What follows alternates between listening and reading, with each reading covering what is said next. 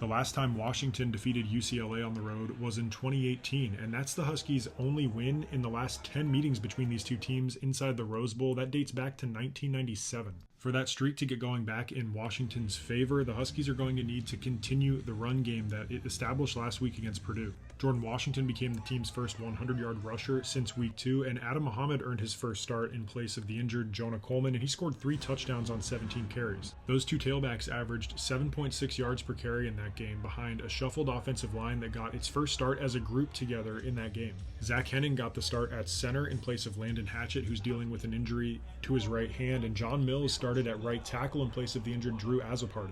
Paki Finau lined up at left guard, and the other guard spot rotated between Garen Hatchett and true freshman champ Talea. It's expected that same group will start this week, and Jed Fish is confident in what they did last week against Purdue, allowing 0 sacks and just 1 quarterback pressure. And it's a good matchup on paper for Washington. The Bruin defense ranks 123rd in run defense, giving up an average of 194 rush yards per game. But all eyes will be on the quarterback matchup in this game, Damon Williams of Washington and Nico Iamaleava for UCLA. In addition to their quarterbacking skills, the two have very similar rushing capabilities. Damon Williams has 635 sack-adjusted rushing yards, an average of 6.3 per carry, and Iamaleava has 600 sack-adjusted rushing yards for an average of 8.2 per carry. Both of them have 4 rushing touchdowns on the season, and both of these quarterbacks do the most damage on the ground when off schedule. Each player has over 400 scramble yards on the ground this year. Iamaleava is going through concussion protocol. He did return to practice this week after not playing against Ohio State. Should he be cleared to play on Saturday, this Washington defense has yet to face a dual-threat quarterback with the elite capabilities of Iamaleava in a game this season. Of course, they do face Damon Williams Jr. every day at practice.